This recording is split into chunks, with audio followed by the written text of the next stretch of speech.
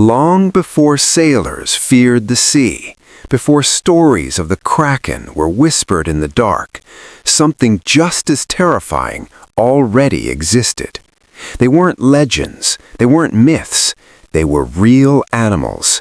Giant hunters with coiled, armored shells, sharp beaks hidden inside living fortresses, drifting silently through ancient oceans hundreds of millions of years ago. These creatures ruled the seas before sharks, before whales, before dinosaurs ever walked on land. They didn't need tentacles the size of ships. Their shells were weapons. Their intelligence was enough. When prey came close, there was no escape. The Kraken legend didn't come from imagination. It came from memory. From a time when the ocean was ruled by armored giants, and monsters didn't need stories to exist. Long before the modern ocean took its familiar shape, the seas were ruled by creatures that looked nothing like today's animals. These were not fish, not reptiles, and not myths. They were ancient cephalopods, the same broad family that includes octopuses and squids today, but their bodies were protected by hard external shells. Among the most successful of them were the Ammonites. Ammonites appeared more than 400 million years ago and quickly spread across the world's oceans. Their shells formed perfect spirals, divided into internal chambers. Each chamber trapped gas, allowing the animal to control buoyancy with incredible precision. They could rise silently, sink slowly, and hover in open water, an enormous advantage in ancient seas filled with predators and prey. Inside that armored coil lived a soft-bodied hunter. Ammonites had sharp beaks, strong tentacles, and advanced eyes. They hunted fish, crustaceans, and other mollusks, drifting through the water column like living mines. The shell wasn't just protection, it was a strategic tool. It allowed them to survive attacks, conserve energy, and dominate environments where speed alone was not enough. Some of their relatives grew far larger. Straight-shelled cephalopods, known as orthocones, reached lengths of several meters. These animals were essentially floating spears, moving vertically through the ocean like underwater towers. In their time, they were apex predators, long before sharks earned that role. For hundreds of millions of years, shelled cephalopods ruled. Then the world changed. The oceans did not kill them suddenly, they betrayed them slowly. Mass extinction events reshaped Earth again and again, but shelled cephalopods were especially vulnerable. Their shells required enormous amounts of calcium carbonate. When ocean chemistry shifted, becoming more acidic or unstable, shell building became harder. Growth slowed, reproduction failed. The final blow came with the Cretaceous-Paleogene extinction event, the same catastrophe that ended the dinosaurs. Volcanic chaos, climate collapse, and ocean acidification wiped out nearly all ammonites. But not all cephalopods vanished. Some survived by changing everything. Instead of investing energy into shells, they abandoned armor entirely. They became faster, softer, and smarter. Over time, shells shrank, moved inside the body, or disappeared completely. What remained was intelligence, flexibility, and speed. Modern squids and octopuses are not weaker descendants. They are survivors. The Kraken didn't disappear. It evolved. The monster didn't die with its shell. It slipped out of it and learned how to survive a new ocean. For millions of years, shells were power. Armor meant survival, and no group mastered this better than the early cephalopods.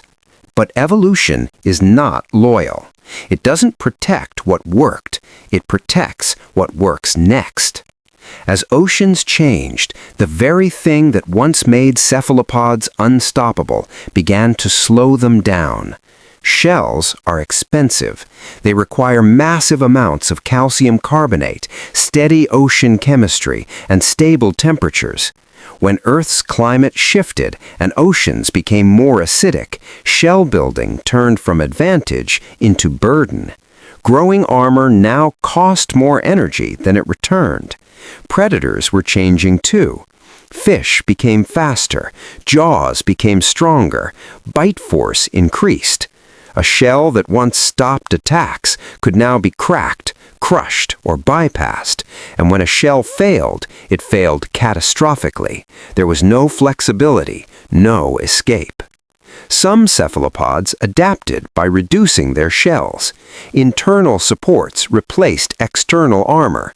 Buoyancy systems became lighter, mobility increased. These animals could turn faster, accelerate quicker, and escape rather than endure. Others went even further. They abandoned the shell almost entirely.